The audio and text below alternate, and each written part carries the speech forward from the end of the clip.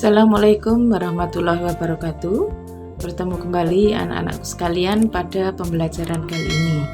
Kita melanjutkan pada materi bab 9. Kalau kemarin kalian mengenal tentang apa itu grafis, untuk pertemuan kali ini kalian mempelajari untuk nantinya bagaimana cara berkarya seni grafis.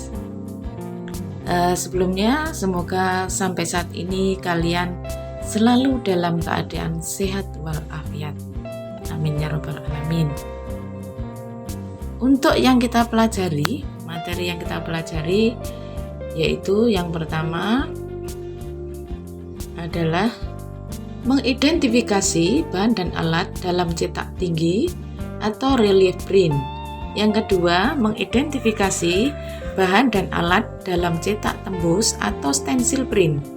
Yang ketiga, berkarya seni grafis dengan menggunakan teknik dalam seni grafis untuk dipamerkan. Ini nanti contoh dari stencil print, kemudian yang ini relief print. Berikutnya A, proses pembuatan cetak tinggi atau relief print. Prinsip kerja adalah mendapatkan permukaan cetakan yang timbul atau tinggi dan permukaan yang cekung atau rendah. Bagian yang terkena tinta adalah yang permukaannya tinggi atau timbul, sedangkan bagian yang cekung atau rendah tidak terkena tinta. Karena prinsip ini, maka cetakan pada cetak tinggi menyerupai relief. Jadi kalau kalian mengenal apa itu relief, seperti itulah kurang lebih bentuknya. Ada bagian yang dalam, ada yang bagian timbul. Yang terkena tinta di sini adalah bagian yang timbul atau yang permukaannya tinggi. Contoh yang sederhana yaitu stempel, kurang lebih bentuknya seperti itu.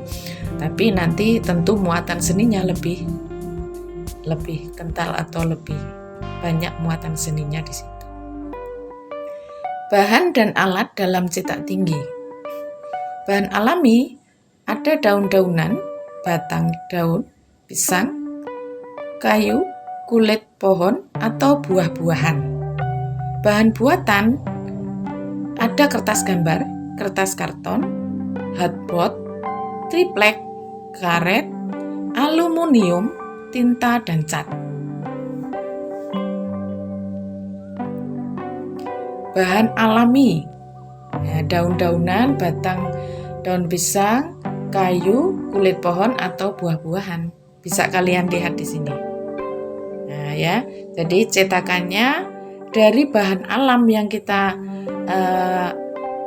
kita dapatkan dari lingkungan sekitar. Ada wortel, ada batang daun pisang, boleh juga lompong dan kentang. Nah, di situ bisa kita gunakan sebagai cetak tinggi. Nah, ini kalau sudah diberi pewarna, maka bagian yang akan kita cetakkan itu bagian yang tinggi, maka diberi pewarna dan itulah yang menjadi cetakannya. Nah, ini berbagai macam bahan alami untuk bahan cetakan dengan berbagai macam model. Jadi di sini kreativitas dalam berkarya seni memang akan dimunculkan dari bentuk-bentuk yang kalian dapatkan dari alam sekitar maupun yang kita buat atau kita kreasikan dengan cara memahat sehingga menyerupai relief. Ini yang dari bentuk yang sudah ada, kita dapatkan bentuk yang menarik dan kita susun menjadi satu rangkaian yang indah. Hasil cetak tinggi media alam.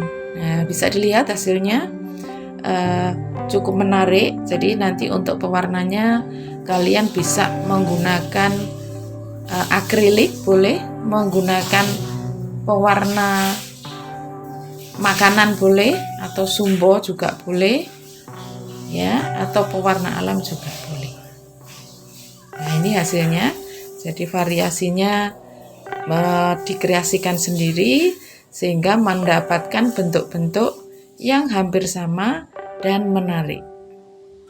Bahkan bisa juga untuk melukis hewan. Di bagian bulu itu menggunakan satu cetakan, sehingga diulang-ulang membentuk menyerupai bulu burung. Berikutnya ini untuk bahan buatan. Dalam cetak tinggi ada kertas gambar, kertas karton, hardboard, triplek, karet, aluminium, tinta, dan cat. Cara kerjanya seperti ini, bisa kalian cermati. Jadi menggunakan media atau bahan buatan, ada triplek, ada linoleum atau karet, ada tintanya dan catnya. Jadi diukir menggunakan woodcut, ya, menggunakan woodcut.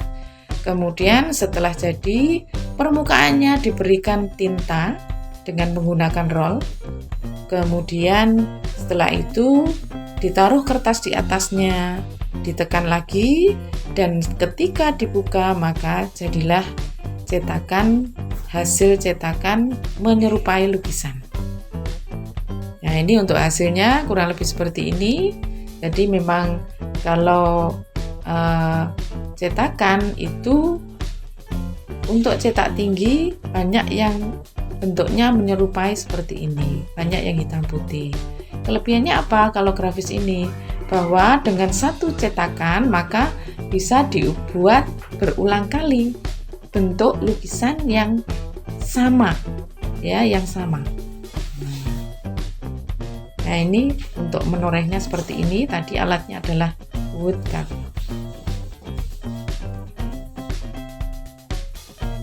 Yang B, berikutnya proses pembuatan cetak tembus atau kita kenal dengan stencil print.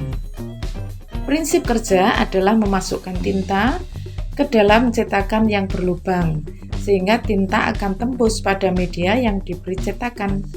Cetak stensil juga disebut cetak tembus. Jadi sesuai dengan tintanya, masuknya tinta itu, sehingga ketika masuk pada lubang dan tembus pada lubang tersebut, maka disebut dengan cetak tembus. Ini bentuk untuk cetakannya. Jadi ada berlubang. Ya, jadi lukisan kemudian dibuat berlubang dan tinta akan masuk di dalam lubang tersebut untuk diterapkan pada media yang diharapkan. Bahan untuk cetak stencil print meliputi kertas gambar, kertas kalkir, mika, selotip, pewarna tekstil, akrilik, pilok, pewarna kue, dan sebagainya. Kemudian alat, ada pemes, gunting, dan media yang diberi cetakan. Misal kaos, payung, topi, buku gambar, dan sebagainya, dan banyak lagi. Nah, ini untuk alat-alat dan bahannya. Nah, kalau pekerjaannya nanti dengan menggunakan pemes, melubangi untuk desain yang sudah kita buat. Kemudian nanti diwarna. Kalau zaman dulu menggunakan sikat dan sisir, maka akan menyerupai teraan ketika kita menggunakan pilok atau menggunakan airbrush untuk hasilnya. Nah, ini untuk cetakannya ketika sudah selesai, kurang lebih seperti ini. Nah, ini desain sederhana stencil print. Nah, untuk gambar seperti ini, ada bunga. Kalian cermati dengan baik, anak-anak. Jadi untuk bagian yang hitam itu bagian yang dipotong. Kemudian untuk bagian yang hitam itu tidak menyeluruh semuanya, tapi ada bagian-bagian kecil yang di situ warnanya putih yang tidak boleh terpotong, agar supaya nanti hasilnya terlihat garis-garis yang indah pada cetakannya, hasil cetakannya. Ini kalau fauna. Jadi perhatikan untuk yang dipotong adalah bagian yang hitam. Bagian yang putih tidak boleh terpotong. Jadi nanti kalian ketika membuat desainnya harus mencermati betul-betul supaya bagian-bagian yang seharusnya tidak terpotong itu juga aman untuk digunakan sebagai cetakan. Ini juga flora. Garis-garis di tengah putih itu tidak boleh terpotong. Jadi harus ada jarak supaya nanti pada cetakan, hasil cetakan itu ada garis-garis yang muncul. Ini kalau ini dalam bentuk tulisan yang putih ini yang dipotong yang putih. Kemudian untuk penulisannya juga harus hati-hati, tidak boleh blok semuanya terpotong, tapi harus ada jarak untuk pengait supaya nanti bisa dicetak dengan baik. Nah, ini kalian bisa mencermati kalau di rumah ada penggaris berlubang seperti ini. Jadi untuk bentuk tulisannya seperti ini harus aman sehingga tidak bagian tengah yang seharusnya berlubang itu tetap tertera dengan baik. Itu yang harus kalian perhatikan. Nah, ini peringatannya dalam membuat desain harus hati-hati untuk menentukan bagian yang dipotong dan yang tidak boleh dipotong. Perhatikan pola desain dengan cermat. Ini desain yang sudah dilubangi. Nah, seperti ini hasilnya. Ini kebetulan sudah digunakan ini sehingga ada warna cat yang masuk di situ. Perhatikan bagian kaki, tetap harus ada jarak sehingga tidak terputus semuanya. Nah, ini juga bunga. Jadi memotongnya harus ada jarak antara satu lubang dengan lubang yang lainnya. Ini dibuat yang sederhana, tapi juga harus diperhatikan untuk lubangnya harus ada jarak. Ini hasilnya. Nah, untuk membuat bunga, supaya membentuk garis maka harus ada jarak dengan warna putih yang ada di situ. Berikutnya teknik pewarnaan dengan akrilik.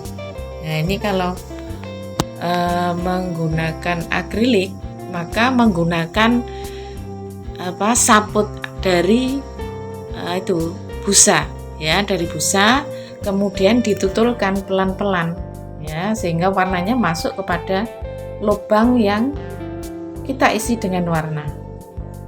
Ya, jadi ditutul sehingga masuk warnanya tapi tidak terlalu banyak, harus sedikit demi sedikit sehingga cukup rapi dan aman. Nah, ini cara kerjanya seperti ini, menggunakan busa spon itu ya, busa spon kecil-kecil. Setelah cetaknya jadi kemudian diterapkan warna di situ sesuai dengan yang diinginkan. Ini kalau lubangnya kecil supaya lebih aman lagi boleh menggunakan semacam cotton bud. Nah, ini hasil stencil print pada kaos. Nah, ini yang sudah Bu Elin coba untuk diterapkan pada kaos. Ya, ada spensa di situ. Ada kalimat yang lain juga, itu dengan satu cetakan bisa dibuat untuk beberapa kaos, beberapa kali cetakan. Jadi satu cetakan kata spensa ini bisa dibuat berulang kali. Itulah maka disebut dengan seni mencetak. Ya, dengan bentuk yang sama bisa digandakan atau dibuat atau dipakai berulang kali. Hasil stencil print kalau di kertas. Nah, ini ya, kalau di kertas menggunakan pilok atau menggunakan sikat dengan sisir. Nah, itu hasilnya seperti ini. Jadi cetakan nama yang sudah berlubang ini bisa dipakai berulang kali dengan aneka warna yang dikehendaki. Ya, cuma ini tidak pakai tutul, melainkan pakai semprot.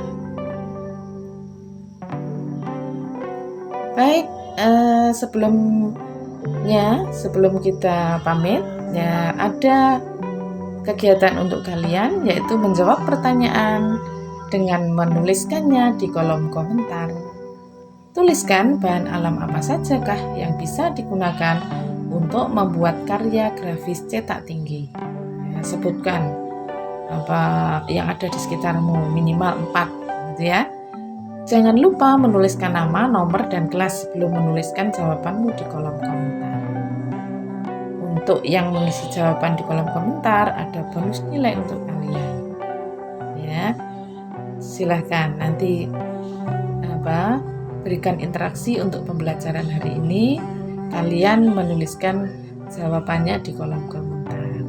Berikutnya, setelah itu, tugas kalian adalah silahkan berkarya dengan menggunakan teknik seni grafis di atas, yaitu seni grafis cetak tinggi dan cetak stensil print.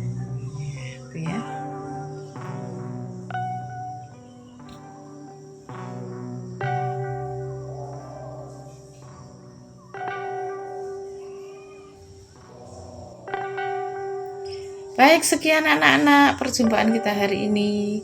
Terima kasih atas perhatiannya. Semoga tayangan kali ini menambah pengetahuan kalian. Semoga bermanfaat.